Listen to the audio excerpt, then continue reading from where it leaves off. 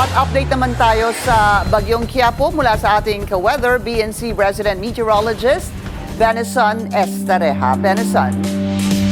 Pinky, kasalukuyang nananalasa ang Tropical Storm Quiapo dito po sa may dulong Hilagang Luzon. Namataan ng bagyo kanina alas 4 ng hapon sa coastal waters ng Camiguin Island dito sa may Calayan, Cagayan. Taglay ang hangin na 85 km per hour na malapit sa gitna at kumikilos po west-northwest na may kabilisan at 30 km per hour. Yan ay matapos ito maglandfall dito po sa may eastern ng Camiguin kaninang 2:10 ng hapon.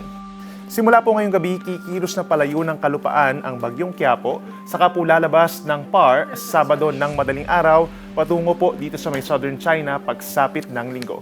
As of 5 p.m. bulletin, nakataas pa rin ang wind signal number 2 dito po sa may Batanes, Northern Cagayan, Northern Apayao at Northern Ilocos Norte. Habang meron namang wind signal number 1 sa natitirang bahagi ng Cagayan, Isabela, Quirino, Nueva Vizcaya, rest of Apayao, Abra, and Kalinga. Signal number 1 din sa may Mountain Province, Northern and Central Aurora, Ifugao, Benguet, natitirang bahagi ng Ilocos Sur, La Union at dito rin po sa natitirang bahagi ng Ilocos Norte. Mag-ingat pa rin po ngayong gabi sa pabugso-bugsong hangin dulot ng bagyo dito sa mga nabanggit natin na lugar na posibleng makasira ng maliliit na halaman at bahay na yari sa light materials. Dahil sa Bagyong Quiapo at sa habagat, may aasahan pa ring delikadong ulan na up to 200 mm sa susunod na 24 oras over Cagayan, Apayao at Ilocos Norte. Habang may 50 to 100 mm naman na ulan sa may Batanes, Isabela, Kalinga at Abra.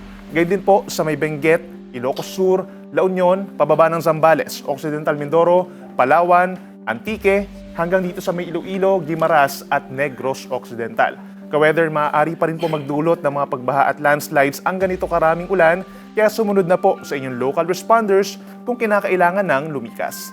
Bukod sa wind signals at rainfall warnings, meron din tayong gale warning sa mga baybayin ng Batanes, Northern Cagayan, kabilang ang Babuyan Islands at Northern Coast ng Ilocos Norte. Kapag meron tayong gale warning, posible po ang delikadong alon na halos sintaas ng 2 palapag ng gusali. Kaya ka-weather, makipag-ugnayan lamang po sa inyong local coast guards for possible sea travel suspensions.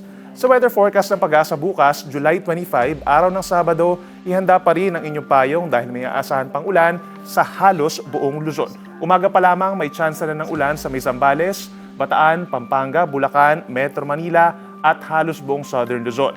Posible po ito magpatuloy hanggang sa gabi habang magbabalik naman ang mga pag-ulan at thunderstorms dito sa norte simula sa hapon ng Sabado.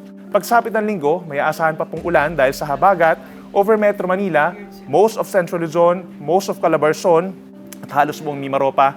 Habang sa ibang parte ng Luzon, unti-unti na pong gaganda ang panahon sa linggo maliban pa rin sa isolated na ulan tuwing hapon.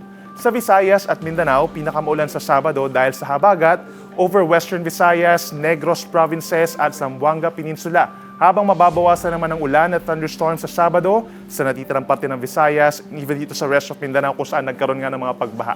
Pagsapit ng linggo, may tsansa muli ng light rain sa umaga at hapon sa may Central Visayas, Leyte and Southern Leyte, Zamboanga Peninsula, hanggang dito sa may Northern Mindanao and Caraga Region. Habang linggo ng gabi, may hahabol pang isolated na ulan sa Western Visayas, Negros Island Region, and Samar Provinces. Wala po itong kinalaman sa anumang bagyo o low pressure area.